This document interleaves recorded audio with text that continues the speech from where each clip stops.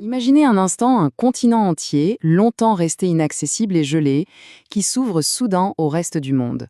Sous la glace qui fond, ce n'est pas seulement un nouvel océan qui émerge, mais une nouvelle arène où les plus grandes puissances mondiales se positionnent déjà. On assiste en direct à la naissance de ce qu'on pourrait bien appeler une nouvelle guerre froide, celle de l'Arctique.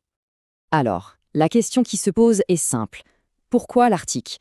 Pourquoi cette région, symbole du froid et de l'isolement, devient-elle soudainement le centre de toutes les attentions? Eh bien, la réponse n'est pas seulement une affaire de géopolitique, elle est surtout géologique. Pour bien comprendre l'ampleur de l'enjeu, un seul chiffre suffit, 30%. C'est la part estimée de tout le gaz naturel encore non découvert sur la planète qui se cacherait sous les fonds marins de l'Arctique. C'est une véritable bombe énergétique qui n'attend que d'être exploitée.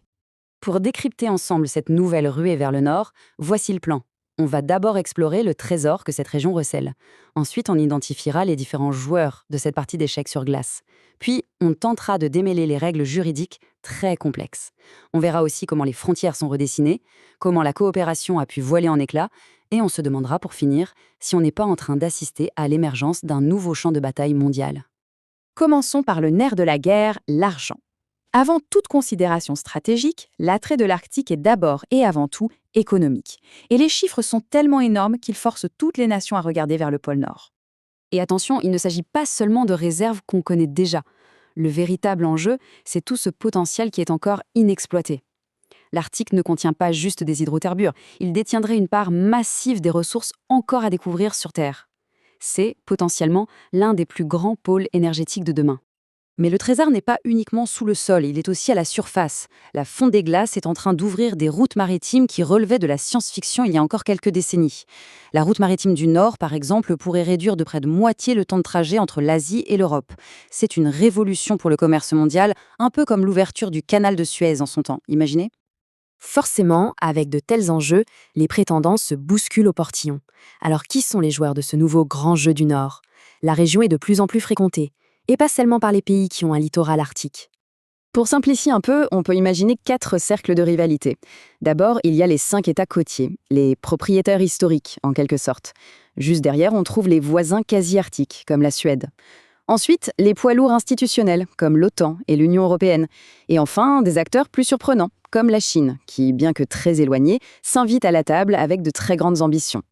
D'accord, donc on a beaucoup d'acteurs avec de gros intérêts. Mais sur quelles règles du jeu s'appuient-ils? C'est là que les choses se compliquent sérieusement. On entre dans un véritable labyrinthe juridique et c'est la source de la plupart des tensions aujourd'hui. L'histoire de la gouvernance de l'Arctique, c'est une lente évolution.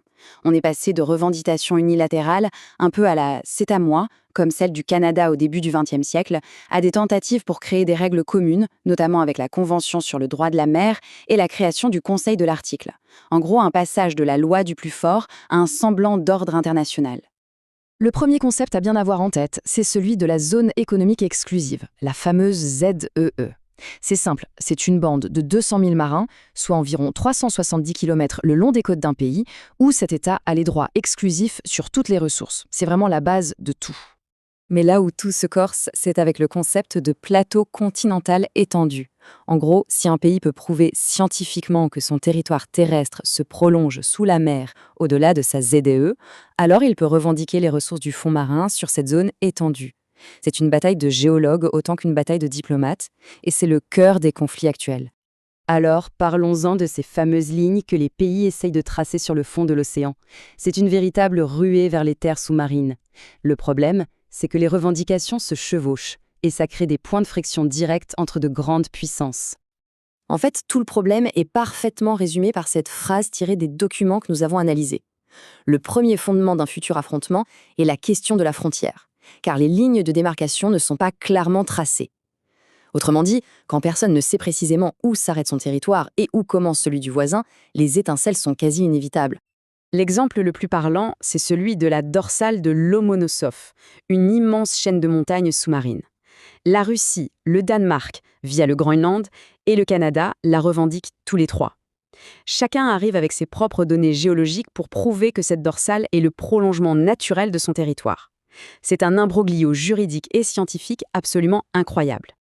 Ce qui est assez paradoxal, c'est que pendant des années, l'Arctique était vu comme un modèle de coopération internationale. Mais cette ère de bonne entente semble bien révolue, anéantie par des événements géopolitiques plus larges qui ont, en quelque sorte, gelé les relations diplomatiques dans la région. Il existait toute une architecture de la coopération, avec des forums comme le Conseil de l'Arctique, qui ont longtemps permis de gérer la région de manière pacifique. On se concentrait sur des sujets qui mettent tout le monde d'accord, comme l'environnement ou la recherche scientifique. La règle d'or, c'était de ne jamais parler de questions militaires. Mais la réalité géopolitique a fini par rattraper l'Arctique. En mars 2022, tout s'est arrêté. La coopération avec la Russie, qui est quand même le plus grand État de la région, a été brutalement suspendue. La bulle de coopération qui protégeait l'Arctique a éclaté. La conséquence directe de cette suspension, c'est l'isolement de la Russie au sein du principal organe de gouvernance de la région. Les 7 autres membres ont décidé de continuer le travail, mais sans elle. De fait, la gestion collaborative qui prévalait depuis des décennies a été fracturée.